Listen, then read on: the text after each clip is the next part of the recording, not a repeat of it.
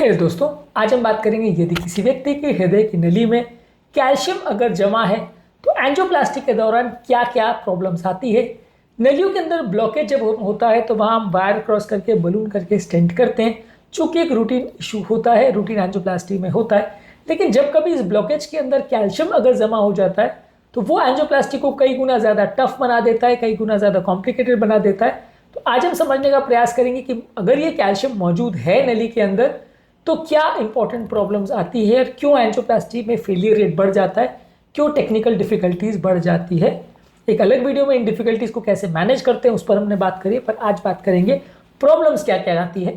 Topic पर जाने से पहले जो लोग हमारे चैनल पर नए हैं उन्हें रिक्वेस्ट करूँगा कि चैनल को सब्सक्राइब करें, वीडियोज़ को लाइक करें, शेयर करें, फॉलो करें, कमेंट करें, पूरा देखें। टॉपिक आपको किसी भी और चैनल पर नहीं मिलेगा, ये एक एक्सक्लूसिव कंटेंट है, इसलिए इसको अपने फ्रेंड्स और रिलेटिव के साथ शेयर करिए, पूरा देखिए। चलिए शुरू करते हैं इंपॉर्टेंट वीडियो।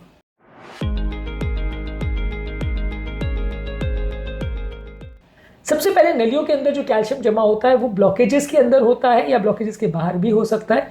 नलियों के दीवार के सतह पर ये जमा होता है, कभी कभार दीवार के अंदर से की सतह जिसे इंटीमा बोलते हैं वहाँ पे भी जमा हो सकता है, बाहर की सतह जिसे एडवेंटिशिया बोलते हैं वहाँ पे भी जमा हो सकता है। अगर अंदर की सतह पर जमा है तो वो ज़्यादा प्रॉब्लम करेगा, बाहर की सतह पर यदि जमा है तो प्रोसीजर के दौरान प्रॉब्लम नहीं करेगा, क्योंकि नली के बाहर की तरफ से ब्लॉकेज और हमको एंजियोप्लास्टी जो करनी है वो अंदर की सतह से करना है तो उतना दिक्कत नहीं आएगा। तो इंटीमल कैल्सिफिकेशन अगर है तो ज़्यादा डेंजरस है, एडवेंटिशियल कैल्सिफिकेशन है यानी बाहर की तरफ अगर कैल्शियम है तो डेंजरस उतना नहीं है। प्रॉब्लम क्या क्या आएगी? प्रॉब्लम ये आती है कि जब हम एंजियोप्लास्टी का वायर क्रॉस करना चाहते हैं तो कई बार वायर उस कैल्शियम में फंस जाता है, जिसकी वजह से वायर के डैमेज होने का चांस, वायर के द्वारा नली को डैमेज होने का चांस और ओवरऑल वायरिंग कंपैरेटिवली डिफिकल्ट हो जाती है। वायर छोटी मोटी ब्रांचेस में निकल सकता है, ज़्यादा फोर्स यूज़ करो, ज़्यादा हार्ड वायर यूज़ करो तो वो नली को डैमेज कर सकता है, नली को परफोरेट कर सकता है, कॉम्प्लिकेशंस या प्रॉब्लम्स होने का रिस्क कई गुना बढ़ जाता है। तो गाइड वायर क्रॉस करने का प्रॉब्लम कई गुना ज़्यादा होता है। और ये गाइड वायर के ऊपर जब हम बलून क्रॉस करते हैं तो बलून नहीं जाता। बहुत अच्छी प्रोफाइल का, बिल्कुल छोटे प्रोफाइल का बलून भी अगर हो, लेटेस्ट बलून भी हो, बेस्ट बलून भी हो, तो भी कई बार कैल्शियम की नलियों में फंस जाता है, क्रॉस नहीं करता है। और स्टेंटिंग के दौरान भी ये बड़ी प्रॉब्लम आती है कि स्टेंट जो कि मेटल की एक लेयर होती है वो भी इस कैल्शियम में फंसती है, जिसकी वजह से मेटल की जो बहुत पतली लेयर होती है स्टेंट में वो कई बार डैमेज हो सकती है, टूट सकती है। यानी कि स्टेंट कई बार आप जब पुश करना चाहते हो और वो अगर कैल्शियम में फंस जाए तो स्टेंट पूरी तरह फ्रैक्चर या डैमेज हो सकता है। और कई बार ऐसा भी हो सकता है कि एंजियोप्लास्टी करने के दौरान ये आपको दिखाई ना दे और छोटा मोटा कोई डैमेज हो जिसको आप एंजियोप्लास्टी के दौरान ना देख पाओ और कॉम्प्लिकेशन रेट बढ़ जाए, क्योंकि वो एरिया जो स्टेंट का डैमेज हो गया, टूट गया, कई बार एंजियोग्राफी के दौरान या प्लास्टिक के दौरान दिखाई ना दे, ऐसा हो सकता है। काफ़ी कॉमनली ऐसा होता है कि वो इतनी इजीली विजिबल नहीं होता है, बहुत महीन होता है। स्टेंट की स्ट्रट्स 50-60 माइक्रोन की होती है।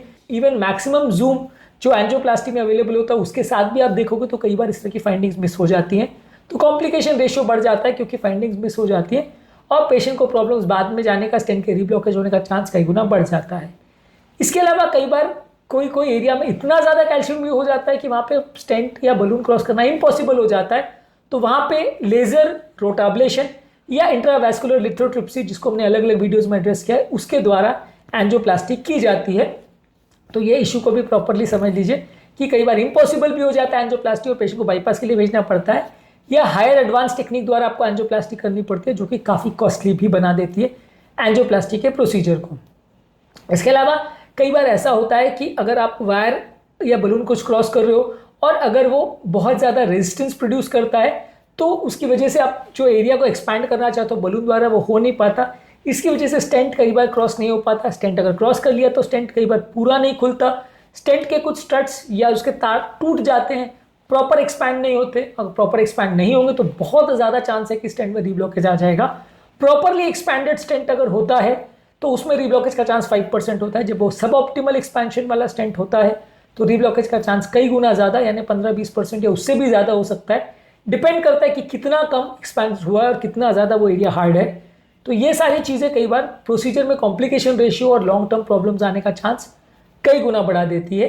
स्टेंट अंडर एक्सपैंड होता है, ये एक बड़ा इशू है। स्टेंट कई बार दीवार से जब टच नहीं करता तो स्टेंट के अंदर मौजूद केमिकल जो है वो दीवार पर असर नहीं कर पाता, तो रीब्लॉकेज का चांस कई बार बढ़ जाता है। स्टेंट्स के टूटने का, फ्रैक्चर होना, इवन 2 टुकड़े में भी कई बार स्टेंट टूट जाता है, इतना कैल्शियम हार्डनेस की वजह से प्रॉब्लम आ सकती है। तो ये भी इंपॉर्टेंट इशू है जो कि एंजियोप्लास्टी को कई गुना रिस्की बना देता है कैल्सीफाइड लेशंस में।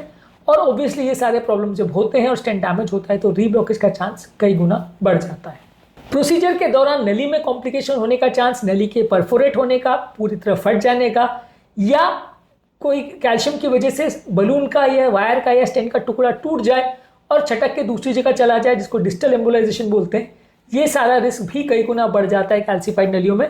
तो कैल्सीफाइड नली में प्रॉब्लम्स या कॉम्प्लिकेशन होने का चांस बढ़ जाता है। ये एक इंपॉर्टेंट कारण है कि उम्र दराज पेशेंट में अक्सर एंजियोप्लास्टी अवॉइड करते हैं जहाँ बहुत कैल्सीफाइड नलियाँ होती है, क्योंकि ये सारे प्रॉब्लम्स उम्र दराज पेशेंट में कई गुना ज़्यादा होते हैं। प्रोसीजर कई गुना कॉम्प्लेक्स हो जाता है। जितना ज़्यादा आप बड़ी बड़ी मशीन जैसे रोटाब्लेशन, अथरेक्टोमी, इंट्रावैस्कुलर लिथोट्रिप्सी, कटिंग बलून, ये सारी चीज़ों का प्रयोग करेंगे, उतना प्रोसीजर टाइम भी बढ़ जाता है, डिवाइस फेलियर रेट भी बढ़ जाता है और एंजियोप्लास्टी सक्सेसफुल ना हो इसके चांसेस भी कई गुना बढ़ जाते हैं। डायरेक्टली इनडायरेक्टली कहने का मतलब ये है कि लॉन्ग टर्म और शॉर्ट टर्म प्रॉब्लम्स दोनों ही कई गुना बढ़ जाती है, यानी प्रोसीजर के दौरान और लॉन्ग टर्म प्रॉब्लम्स आने का चांस कई गुना बढ़ जाता है। ये प्रॉब्लम्स ना आए इसके लिए हम इमेजिंग का प्रयोग करते हैं, यानी इंट्रावैस्कुलर अल्ट्रासाउंड या ओसीटी यानी ऑप्टिकल कोहेरेंस टोमोग्राफी कैथेटर्स हम पास करते हैं, ये देखने के लिए कि कहाँ पे कितना कैल्शियम है, कितना फैला हुआ कैल्शियम है, एंजियोप्लास्टी फीजिबल है या नहीं, स्टेंट प्रॉपर एक्सपैंड हुआ है या नहीं। पर ऑब्वियसली कैथेटर्स यूज़ करने में थोड़ा खर्चा बढ़ जाता है और पेशेंट के लिए प्रोसीजर का कॉस्ट बढ़ जाता है। ओवरऑल 1 लाख रुपए एक्स्ट्रा प्रोसीजर का चार्ज उसको पे करना पड़ता है। तो ये भी उसका एक एडिशनल प्रॉब्लम होता है कि जब ये टेक्निक्स यूज़ होती है तो टेक्निक के लिए इमेजिंग यूज़ कर रहे हैं तो 1 लाख रुपये खर्चा बढ़ गया, रोटाब्लेशन यूज़ कर रहे हैं तो 1.5 से 2 लाख खर्चा बढ़ गया, लेजर यूज़ कर रहे हैं तो 4 से 5 लाख रुपये खर्चा बढ़ गया, इंट्रावैस्कुलर लिथोट्रिप्सी कर रहे हैं तो भी 4 से 5 लाख रुपये खर्चा बढ़ गया।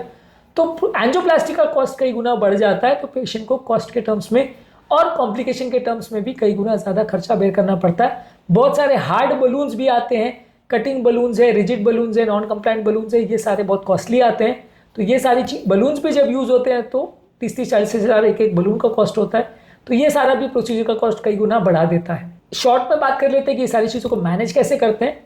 ये सारे प्रोसीजर ज़्यादातर कॉम्प्लिकेटेड अगर एंजियोप्लास्टी हो तो कई बार करना अवॉइड करते हैं, कई बार इमेजिंग गाइडेड करते हैं, जैसे आईओएस ओसीटी गाइडेड एंजियोप्लास्टी करते हैं, रोटाब्लेशन, इंट्रावैस्कुलर लिथोट्रिप्सी, लेजर या ऑर्बिटल एथरेक्टोमी, ये मशीन्स जो हैं ये कई बार हेल्प करती हैं नली में कैल्शियम को कट करने के लिए, उसके द्वारा एंजियोप्लास्टी की जाती है। कई स्पेशली डिजाइन बलून्स, कई स्पेशली डिजाइन स्टेंट्स और कई स्पेशली डिजाइन चीज़ें आती हैं जो इस तरह के प्रोसीजर्स को हेल्प करने के लिए करती हैं।